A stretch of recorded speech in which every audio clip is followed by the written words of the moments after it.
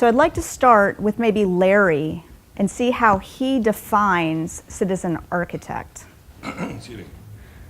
In school and in practice, architects are trained in problem solving. And my definition of a citizen architect is an architect that unselfishly gives of his personal and professional time to use those problem solving skills to benefit community boards and organizations with the goal of improving their communities. In fact, this filters through our firm, where we actually consider community services an integral part of our practice, through encouraging all our staff members to serve on boards and give sweat equity to community organizations. Kelly, Hernan, do either of you have something to add to that definition? I would just add to it that for me, being a citizen architect means volunteering and advocating past the profession of architecture and going into your community and bringing in those skills that Larry mentioned that we have and that we've learned in our profession and bringing those to how we can help other groups and try, being a citizens first and an architect second. In my opinion, I think, we're all born with a talent and a vocation, and if we picked the right vocation, we should use our talent to what we're here really to do. As architects, we're here to make our communities better, not just at the micro scale, but at the macro scale. So I think in that definition, I'd like to emphasize the word talent. Let's focus on that God-given talent that we were given, and let's put it to practice outside of our office, where really is gonna make a difference. So with that said, the AIA in part defines a citizen architect as those persons who have contributed to their communities through service on non-for-profit boards, governmental office or boards, design charrettes, or any other effort that demonstrates leadership of the architect within the community. And so I thought that this was kind of interesting because I had a unique perspective this year where I got to be part of a juror panel for citizen architects. And what I found unique is that there was a lot of dialogue of what do you have to do to be a citizen architect? All these great bios and resumes before us, what constitutes citizen architects? And for me, I came up through the AIA, and a lot of my service involvement came as outgrowths or outshoots of doing things within AIA. But then they became something more. They became something that touched the community and became part of who I was, and one effort led to another. So I'm a firm believer that there are a number of ways to actually get this done. We just all need to be extremely active. So all of you have had very different community involvement backgrounds. So I'd like to hear a little bit maybe from you, Kelly, to start about some of the things that you've been involved with. Sure. So like you, Renuk, I think I started a lot of this within AIA, and that's how I was able to maybe be introduced to some of these organizations. I know when you gave our list of the resume, you had mentioned the YMCA. That for me, that started as a project for our firm. And just being able to work with the community, going through their programming and getting involved, I joined the YMCA, I became a member, I became a big supporter of their mission, and so then joined their advisory board from there. And I think that started with a lot of how we work. Being an architect, I was invited to join a design committee for our community maritime park. And from that, then I became a valued board member for their board of trustees. And just being able to, what they saw from bringing into a small committee and starting with some leadership skills that you have, problem solving, that kind of continued to advance. So that is what led to being on that board. And just kind of, advocating for what you believe in, and so trying to start going to city council meetings and seeing what's going on with your planning. That led to the Complete Streets Committee that was on. And so I think just being out there and showing up, I think starts to really bring some attention to what you're doing, what you're interested in, and I think that becomes kind of invitations for you to be involved. So, and if you're not invited, you should just ask. And I think that's the next step, is don't wait to be invited. If you're passionate about something, go up and ask to be part of the table. So Hernan, I know that you never wait to be invited. You always step up. So what are some of the involvement activities you've been a part of? You didn't invite me to this, so I didn't show up. Yes, you weren't invited. But for me, it was very similar to Kelly. I mean, I got involved with the AIA as soon as I got licensed, and design for me was, as a designer, is how do we judge design in our community? What is really the essence of how do you achieve an award? So joining the Design Awards Gala that later opened the door to the possibility of becoming a Young Architects Forum director. really defined and revealed, for me at least, where my community involvement was headed. And after being on the board, as a young architect, we always try to ruffle feathers and we try to question everything. So for me, in our committee, in the community involvement itself, it was about what is happening in our community, what are the big projects that are coming, and how can we be at the table at that conversation and that dialogue, instead of waiting for them to happen, and then it's too late. They've touched our urban fabric in such a way that maybe it's not the right, or maybe it's not the right thing for a city. So for me, that was kind of one of the things that intrigued me, is community involvement at the urban scale of what's happening, what's coming.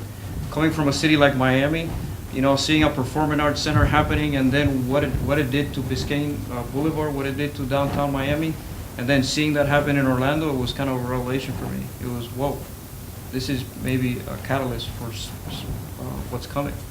So that's kind of where I'm at right now with community involvement and the CRA, Community Redevelopment Agency, people like Orlando City, big stakeholders in the city that are playing a key role in our community, and that's kind of what we're getting involved with, is looking outside of just architecture and looking at these big players, and how do we bring value to what their mission is, and get involved and come to the table. Thank you. And Larry, you've been involved. You are Mr. AIA. You've held a bunch of different AIA positions. Your firm is well recognized within AIA as a top tier firm, but you also have really been heavily involved in a lot of boards and other things within the Tampa Bay area. Can you talk a little bit about how you first started to become involved with those, and what that's led you to? Sure. Actually, when I graduated from the University of Florida, I went back to Tampa, obviously as a young professional, and knew I had to get into the community, get to know the people in the community. In order to be successful, you need to get out and get to be known. And also, it was unique that the firm I was at was a bunch of introverts, and I'm kind of the opposite. So I saw that as an opportunity to rise up within an organization. Actually, in 1 year, I was on the board of directors and vice president of marketing for them. So that pushed me out even farther. But the first thing I did was I joined a little group called the Friends of the Public Art. Friends of the Tampa Museum Photo. And it was a PM group. It was young professionals, so I thought that'd be good. And it was 2 blocks from the office. It was convenient because it was in the evenings.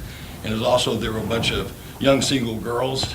And I was only 2 single guys, except the other guy come in with a Navy captain uniform one time and just kind of ruined it for me. But that led into to doing the Gasparilla Sidewalks Art Festival, and I was running the beer tent in support of the Museum of Art. The proceeds benefited the Museum of Art, which then led to getting involved in the.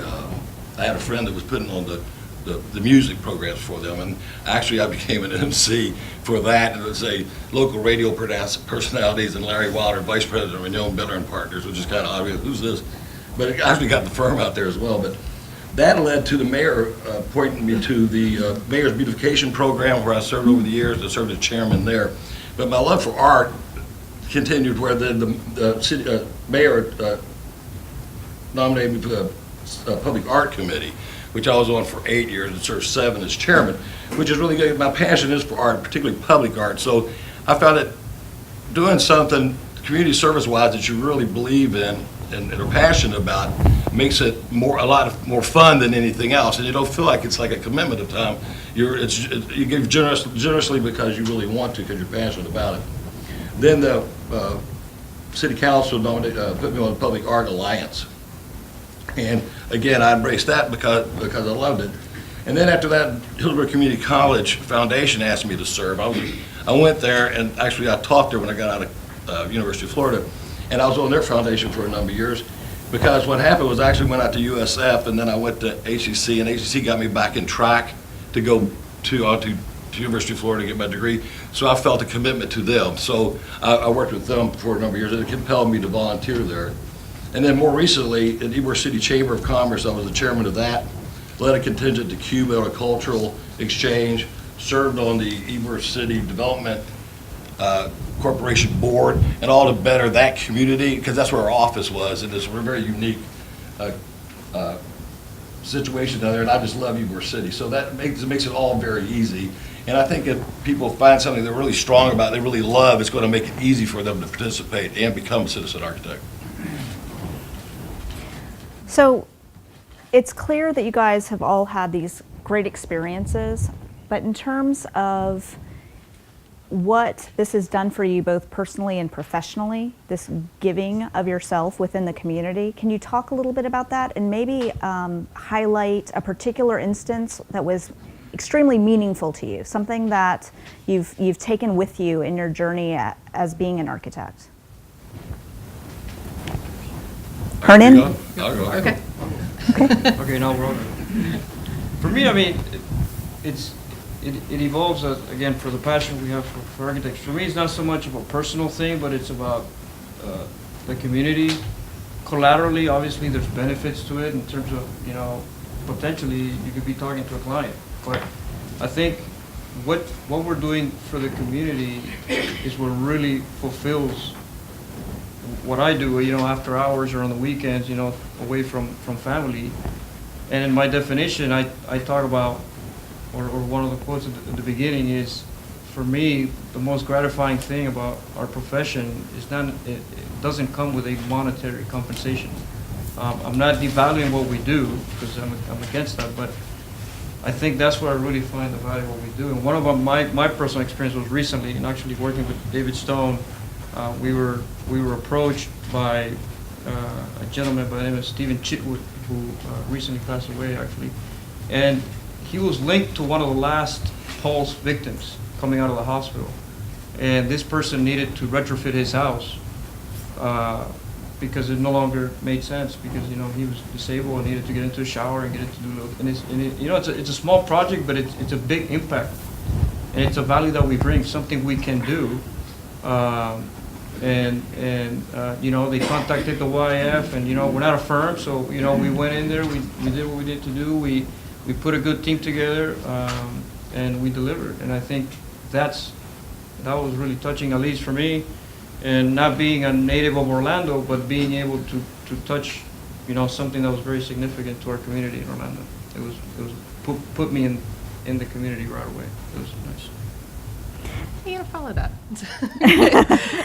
I'm going to give an example of something that we did with AIA, but then kind of brought architecture out to the public, and that's something that our chapter tries to do. We're a smaller chapter in Northwest Florida, but we try to do a few events a year that are outside the typical CEUs, and we like to bring in public speakers.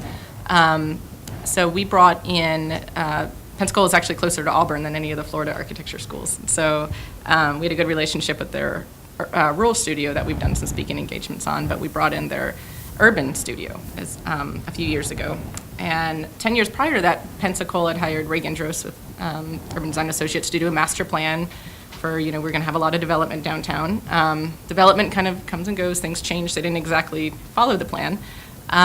So 10 years after, we brought in the Urban Design Studio, their faculty, their director, and several of the students to say, let's do an update of this master plan. Now that we have new ideas, there's a lot of reasons why we may or may not have used what was in that plan, so let's update this. So we brought together people from the mayor's office, city council, architecture review board, downtown improvement board. The University of West Florida has a strong historic preservation area in downtown Pensacola. The planning office, business owners, developers. This whole group of people they've never been in the same room before. And we did a workshop with them. We did a public event the night before talking about why this needs to happen, and everyone was invited.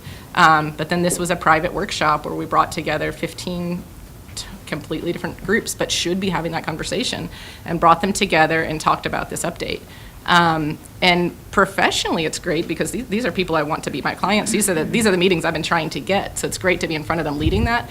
But then personally, it's great because this is affecting my city, and this is where I want to be, and this is why I haven't moved away from Pensacola yet, because I want to have this impact on the footprint of what's going on, and be able to steer these conversations. And who better to steer that than an architect? And so to be able to show them what we do, but then also kind of bring this in, tie it together, help solve their problems, and get this conversation started, because it was really something that needed to happen.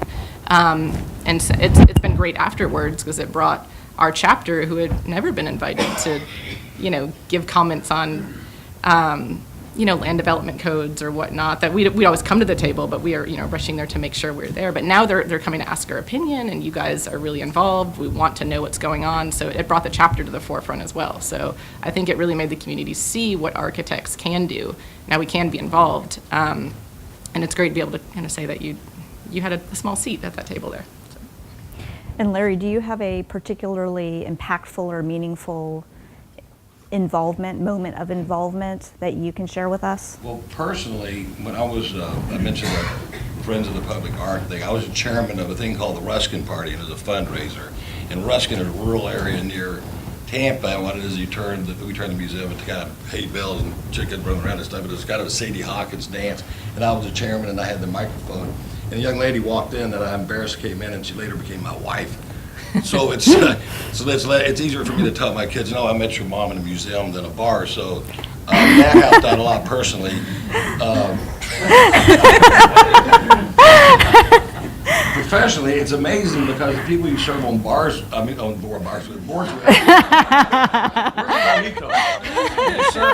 When you serve on boards with, it's amazing. They get to become your friends.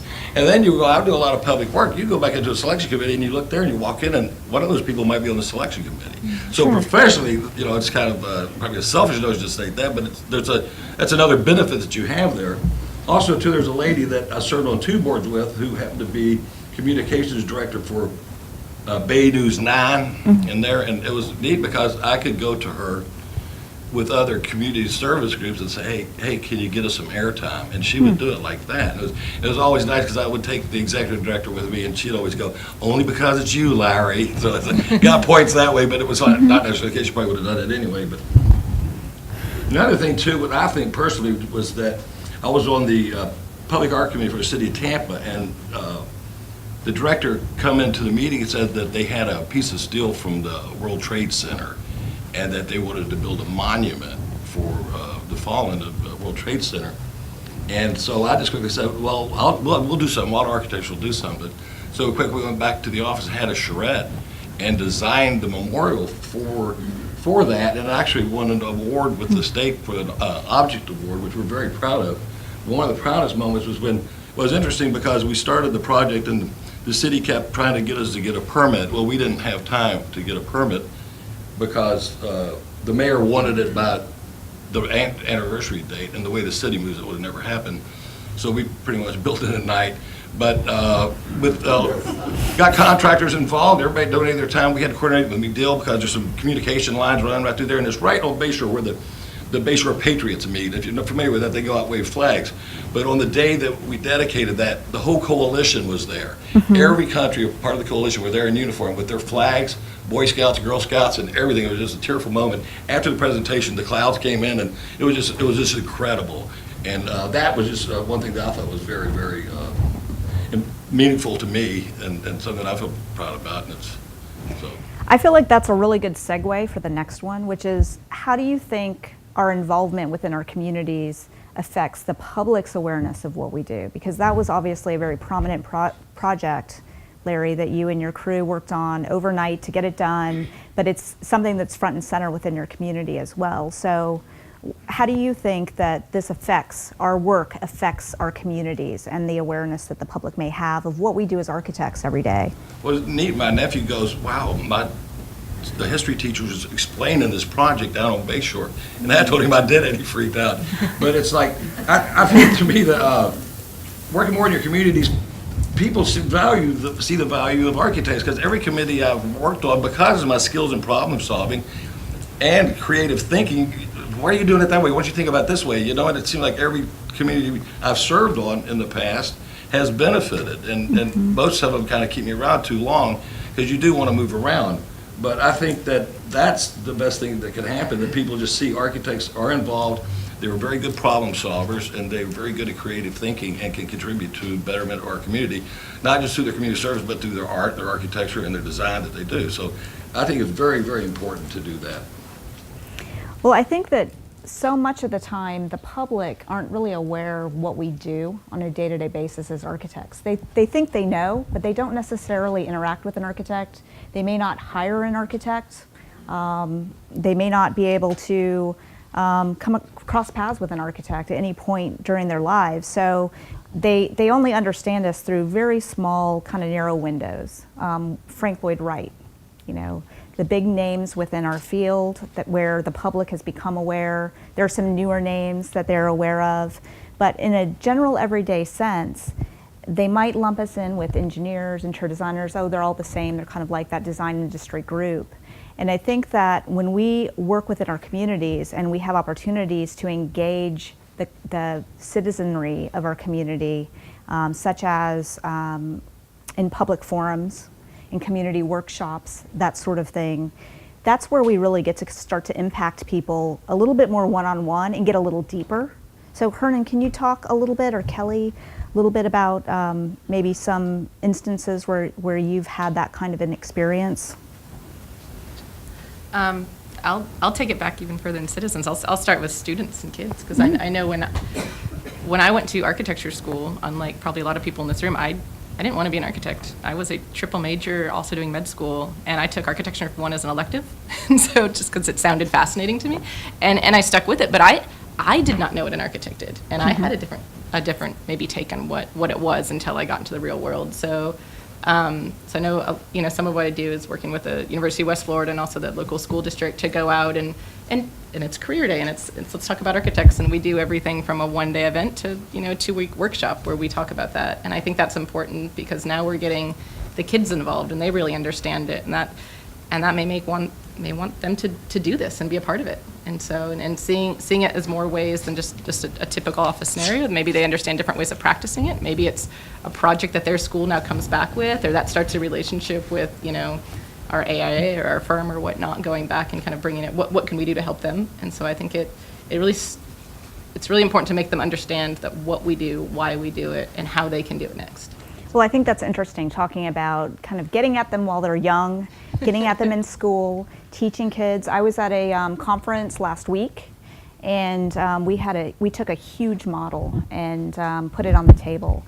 And there were all these other conference attendees for other conferences in the same hotel, and there were a large number of youth in the hotel. And I'll tell you that as they were coming through the hall, because we were kind of in a breezeway, those kids were stopping by, checking out the model, asking questions, saying, what do you do? What does it take to become an architect? Did you build that out of toothpicks?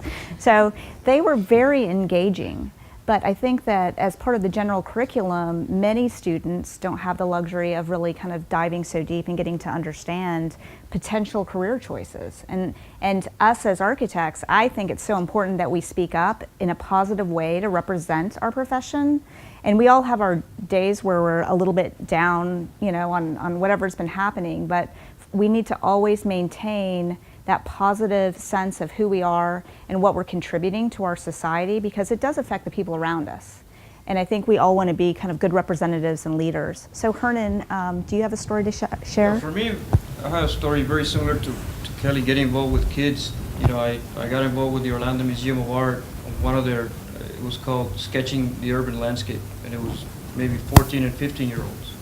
And I went in there just blindly wanting to help a teacher just for the weekend. And I quickly realized, I love sports. And when I started seeing these young kids kind of drawing, they're, in their mind, they were artists, but some of them, the way they were sketching was very spatial. And they were seeing things that I saw myself. And I was like, man, these kids, if they're steered in the right direction, they could be the next Frank Lloyd Wright, which is what people know, the general community and general public. And it really resonated with me, and I've been staying plugged in with the museum and with the kids. And for me, it's a way to also stay fresh, so it's a way to get back from the creativity.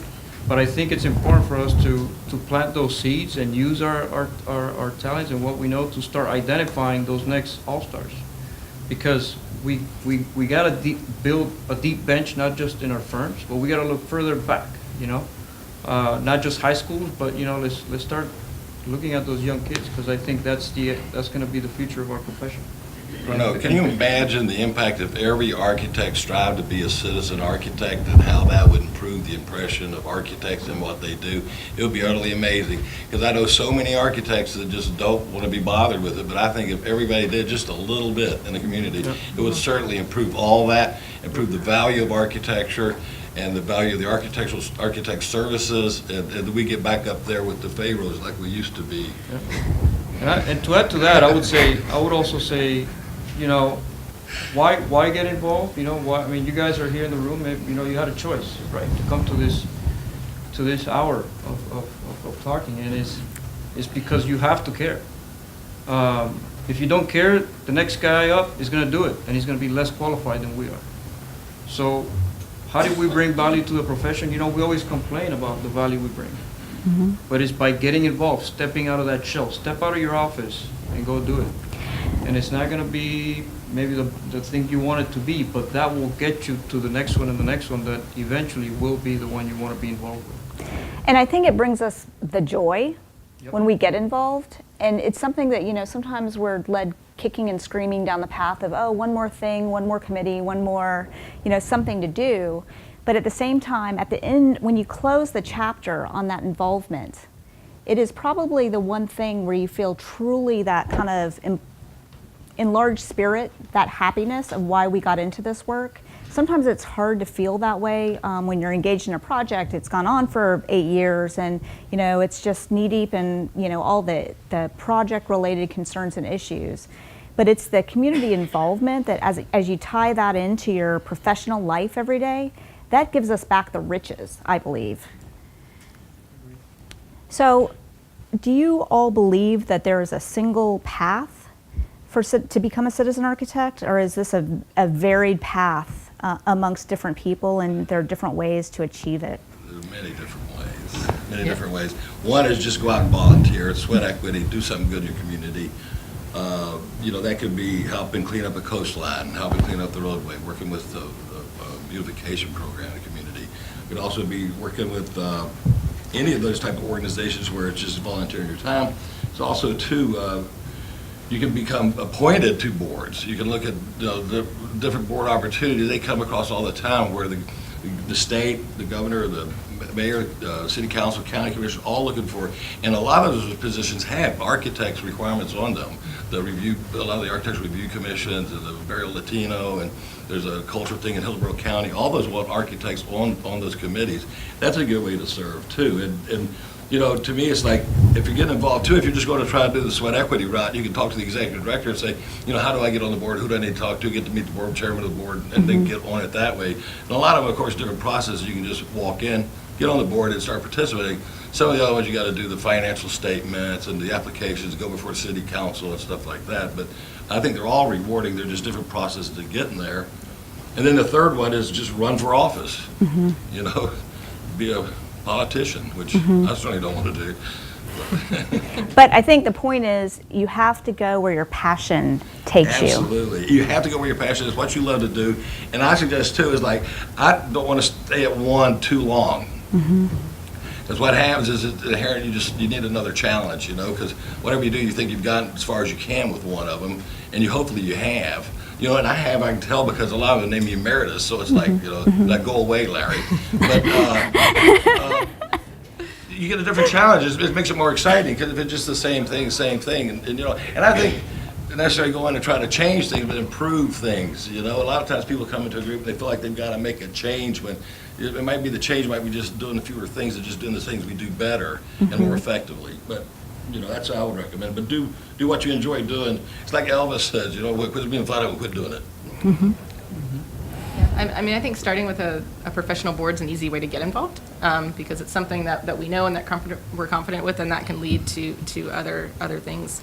But sometimes a board's too much of a commitment. Sometimes it's, you don't want to serve for 3 years. And so maybe that Saturday you go volunteer with Habitat for Humanity. And so, I mean, it doesn't have to be, you know, something that's years worth or all this time commitment. Everybody has a couple hours that you can give to do something. And so, and some of those smaller ones are my favorite ones, because if I go volunteer and work on a house or do something, I typically don't go with the Northwest Florida AIA. I just sign up one day and go. And that to me is kind of the best way to kind of get that idea of citizen architect out there, is that this group of 50 people working on this house has no idea I'm an architect, you know. And so every now and then I'll correct a nailing pattern or something like that. But I mean, it's like aside from that, they have no idea what you do. And so as you're kind of leaving, you're all done, you do the build for the day, you're sitting down having a lunch, and then you start talking and they find out you're an architect to them. That just completely changed their idea of what an architect does, because they may have never met one, or they did meet one that worked on a project with them, but it was a different environment. So to kind of see that's their first impression they met of you, of you're coming out and you're helping and you're doing something great in your community,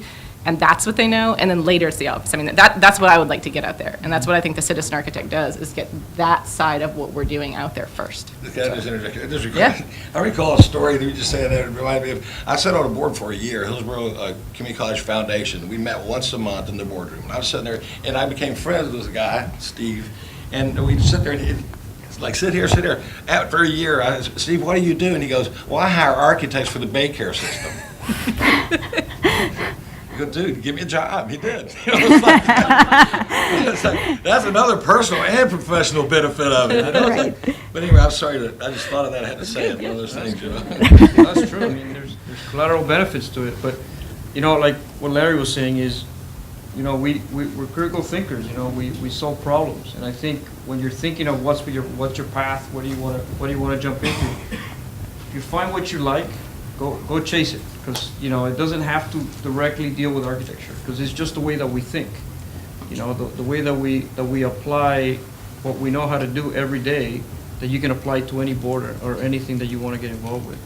For me, it was, how do I find that path? And it was, let me go understand what the vision of my chapter is, of my community, my architectural community, and then I'm going to go explore. I'm going to go crazy, and go to every corner and knock on doors, and so I would say, if you can't find your path and you don't know where to go and can't find your north, go to your chapter and get involved. As a young architect, I always tell people in our committee, in the YF, stop critiquing. Let's, like Larry's saying, let's come help us improve it. There's nothing to fix, because there's a big foundation of people that came before us, and they all had good intentions. Whether they did it right or not, it doesn't matter. Let's improve it, and then let's go out there and implement what we're going to learn together. And we have a saying is let's ruffle feathers and let's evoke conversation. That's our goal as young architects in Orlando. I think another important aspect too is I've seen people, they start doing community service and they get on this board, they go on too many, and they're not effective on any of them. And to me, I think, narrow it down, and instead of trying to do a whole bunch of them like that, do them sequential or at different stages of your career. It just, you can contribute a lot more that way, because I've seen it to where, he wants to get on the board. Well, the people know, they'll start saying, yeah, he wants to get here, he ain't gonna do anything, So there is a formal process to becoming a citizen architect within the state of Florida. AIA Florida started this program, I think, 5 years ago, in 2013. And every year it becomes a little more competitive. A few more people drop their names in the hat. And I think it's valuable for every architect to take time out to actually put themselves forward for all the good work that they're doing. And we so often as a profession don't take the time to do that and don't advocate for one another either. I think our chapters do a great job of trying to help draw that out of us. But this is something that probably most people in the room, you'd be surprised if you sat down, wrote down the list of organizations you've been involved with over the years, the different pieces of your community that you've touched. You probably have a good shot at kind of throwing your name in the hat for this. And basically, it's about getting involved, going to the AIA Florida website. There is this form that is on the website, but they formally, I believe it's in August and September, start taking the applications. By fall, there is a jury selection, and then in January, and I believe this year, on January 17th, 2018, it's Legislative Day. So it's a day to be in Tallahassee, be recognized for this, but also then get face-to-face time with the politicians within your state. Start to kind of understand some of the other larger issues of our profession while you're there. And just a way to be an advocate for our profession, for our communities, and for who we are as architects. So I'd strongly encourage everyone to follow up on this in a couple of months here. And Becky Magdaleno, if you all know her, she basically heads this up, so she'll take any questions. And then also there's the gubernatorial appointment toolkit. So it's called the GAP. This came out a couple years ago, 2016 to 2017, I believe was the first time this was put together. There's information on this on the screen, 850-222-7590, or the GAP online at the internet address there. And this is a great toolkit. If you haven't been to look at it, I believe it's going to be updated again here in the next several months, so there will be a more current version. But there are about 900 potential board positions that are available in the state of Florida. And of those, around 250 are ones perfect for architects to be a part of. And that toolkit's put together by regions, or by components, so things that are most relevant to you and your practice and your community.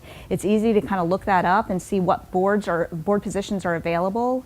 And AIA Florida, as well as your local component, will help you advocate for that position. So you don't necessarily have to do all the legwork yourself. Let someone you know on the board within your local component or somebody at state know that you're interested. And the intent is to get more architects out there, more architects who are well suited to help communities make decisions about things, to be on boards to kind of affect how people think about space, about the built environment, about urban design. So whatever your passion may be, there's a place for you. Art, as Larry said. Yeah. And I was going to add to that, Renuk, if you don't mind, that the last time I looked at that toolkit, it was amazing how many spaces were empty. And so this isn't something that they're even needing somebody to run for. These are spaces that are open, they're wanting architects, and nobody's there to advocate for what we're actually doing. So definitely take a look at that, because there's a lot of open positions, they change over every few years as well, or every year, I'm assuming. So definitely take a look at it, see if there's anything you're interested in, because right now, we've got a place at the table, but nobody's sitting there. So. And so today we've learned about how to influence our communities in our everyday of what we do, how to get involved, different avenues for getting involved, and doing that allows us to touch more of the world than just what we're working on in the office every day. We've learned about the personal and professional positive benefits that come from being out there, and also kind of like the way that it inspires us to be even better professionals by being involved.